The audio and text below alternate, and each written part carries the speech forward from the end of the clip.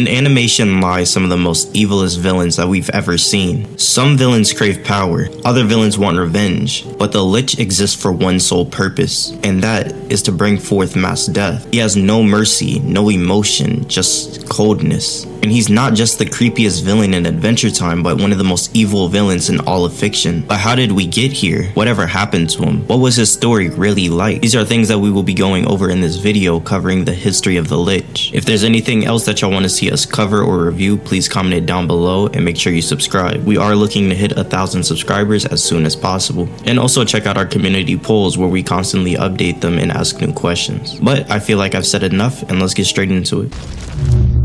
Fall.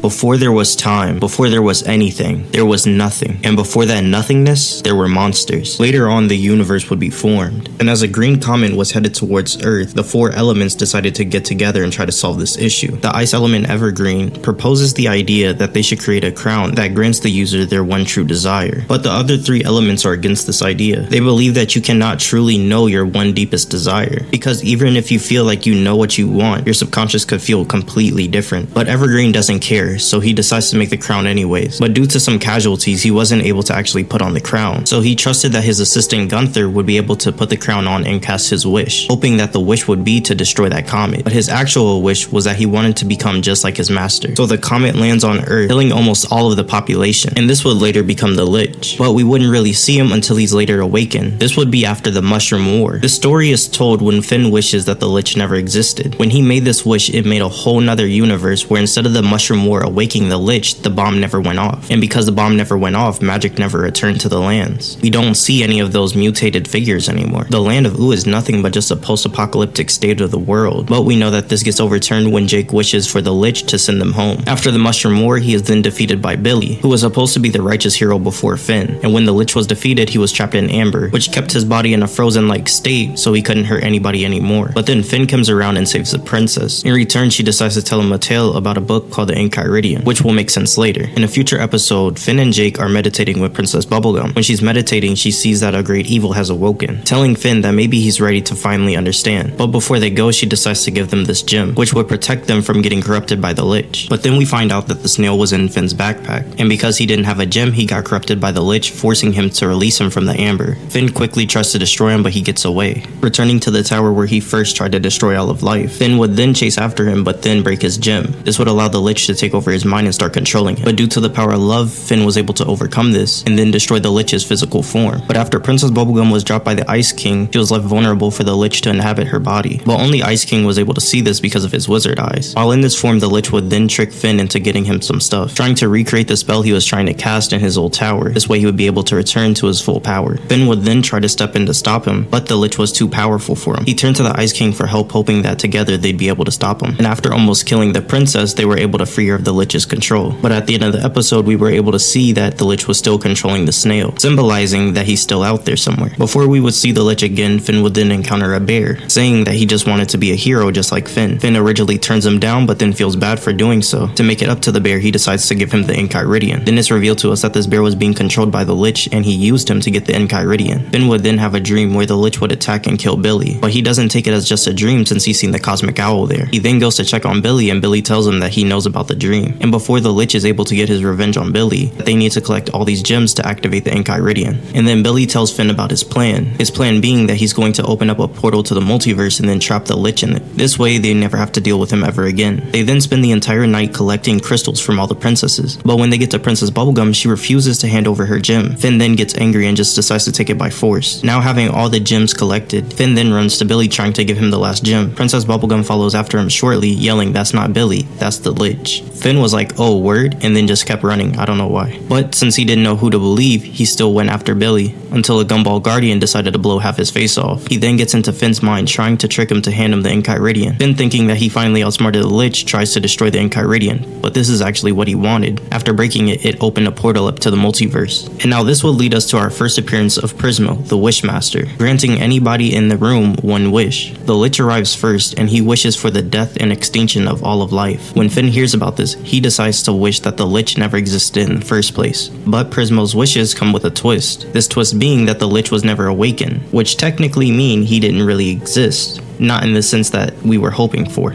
But going more into it, we find the nuke that didn't go off that would later wake up the Lich. After Finn picks up the ice crown and starts using it, he then sets off the nuke, which would start bringing the Lich into existence in this world. But for now, the show decides to put this on pause until a later episode, and Jake wishes that the Lich's wish was for them to go back home. But now that the Lich has failed his mission, and that his wish is no longer successful, he just sits there in Prismo's time box with no purpose, no function at all. Prismo tells Jake it's as if he's a robot with one thing programmed, and that's the destruction of all of life. The Lich's primary function is to cause mass death, and since he can't do that, he's stuck in a standstill.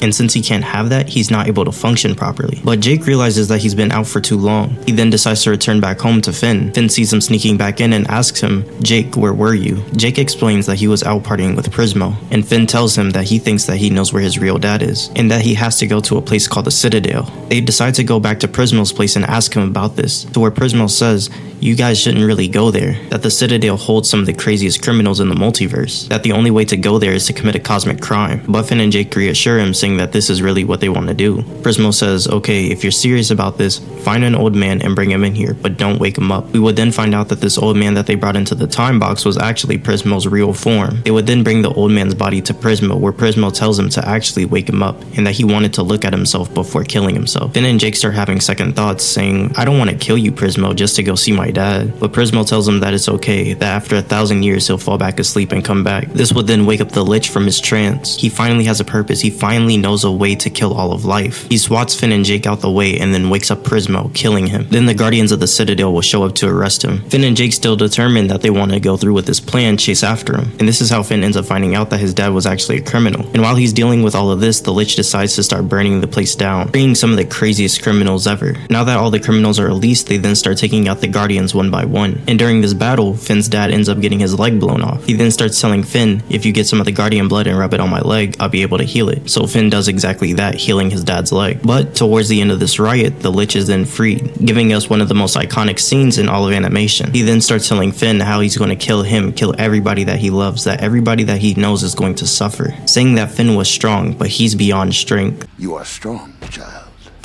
but I am beyond strength." Then no matter what Finn does, he can never match the Lich. As the Lich reaches in to kill Finn, he then throws a desperate swing. But his hands are covered in that Guardian blood, which starts healing the Lich slowly, and causes the Lich to lose all his aura because he turns into a big baby. And this would be the first time that we know the character called Sweet Pea would be raised by tree trunks and this pig I forgot the name of. Sweet Pea would end up having nightmares every night, the Lich slowly trying to corrupt him. But every time he tried to tell somebody about it, they would just say it was just a nightmare. He was being bullied and picked on by everybody that he's seen. Everybody thought that he was weird for how he looked. After being tired of being bullied for so long, the Lich takes over the body, scaring off the two dudes that was using Sweet Pea to rob people blind. But shortly after this, Sweet Pea would regain control over his body, and we wouldn't see this for another couple of episodes, because Prismo has an issue and he needs Finn and Jake's help to fix it. The Farmland universe was actually going rogue. The Finn of that universe was working with the Lich and was about to break free into the multiverse. Prismo, not wanting to get in trouble with his boss, asks Finn and Jake to go deal with the situation. He teleports them into the Farmland universe and gives them this weapon to deal with the Finn. But since Finn is basically killing himself, he doesn't feel comfortable with this and decides to just steal the Enchiridion. Jake starts distracting this version of Finn from the original, hoping that they're able to sneak by him and steal the book. But this is where this universe's Lich comes into play. Just like in the main universe, he ends up stealing all the gems ready to activate the Enchiridion. And then he tells the Farmland version of Finn that he thanks him for his help, and in return he will thank him by killing him an infinite amount of time. He turns his attention to Jake trying to kill him, but Finn responds to this by cutting off his hand, which falls into the portal leading to the multiverse, and it looks like it divides an infinite amount of time being spread out across the entirety of the multiverse. One of those hands dropping in the actual main universe, which now brings us back to Sweet Pea, where he's having those same nightmares like he did before, but this time he's so scared of them he just starts running and doesn't look back, and he would eventually run into Finn, and then calms down Sweet Pea, asking what's happening. Sweet Pea explains that the Lich has been trying to corrupt his mind, trying to trick him into being bad, but it's starting to get late and they decide to camp out for the night.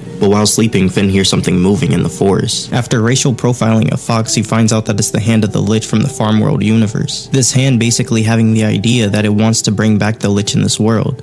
"Once I remind him of his legacy, the Lich shall reign once more." because while the Lich is trapped in Sweet Pea's body, he is not able to do much. He starts telling Sweet Pea now that Finn is gone, they need to go seek out the well. The well that we see in his first appearance where he tries to bring back his powers from before. Finn goes over to the well to go investigate. Then the Lich pulls off a sneak attack, knocking him into the well. Luckily, Finn was able to grab onto something to hold on. And like always, the Lich is turning into Socrates and giving us some of the best lines in all of animation. I am the ceaseless wheel, the last scholar of Golb. I am your doom. Sweet Pea then shows up, saying that he's ready to join the Lich and go through with his plan. The Lich, finally thinking that he has Finn beat, realizes that Sweet Pea is just playing along. He then betrays the Lich and they're able to take him down, and as far as Adventure Time, this is the last time that we would see the Lich. That was until the show Fiona and Cake came out. While hopping universe to universe, they end up finding Bimo telling them about his good friend Jerry, and sadly in this universe when Bimo dies, they decide to go break the news to Jerry, finding out that this is actually the Lich. And in this universe, he was successful in killing all of life, but after killing all of life, he felt no satisfaction, even to the point when he seen new life forms, he didn't even want to kill them anymore. But Simon ends up using a spell that includes the Statue of Golb. Something will then go wrong with the spell, transporting Simon and the Lich to Golb's dimension. The Lich telling Golb that he did everything that he wanted him to do, that he obeyed all of his teachings. Now that there is no life in his universe, what else could he do to impress him? No, answer me. What more could I have done? What do you want from me now?